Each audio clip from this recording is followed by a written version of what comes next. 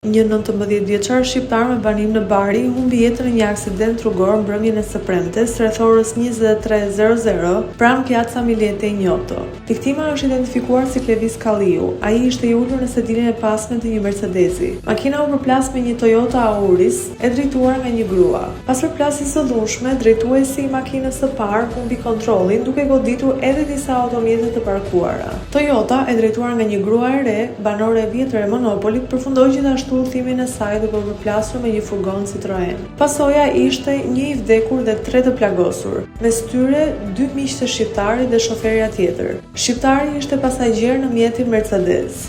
Operacionet e shpëtimit filluan menjëherë me 2 ambulanca nga shërbimet e emergjencës që mbërritën në vendngjarje së bashku me zjarfiksit. Mjekët në vendngjarje kryen CPR-n ndaj 19 vjeçarit, i cili u transportua më pas në spitalin San Giacomo, ku zemra e tij pushoi së rrauri pavarësisht përpjekjeve për ta shpëtuar. Hetimet për ngjarjen janë ende aktive për të zbuluar shkaqet dhe rrethanat e aksidentit tragjik.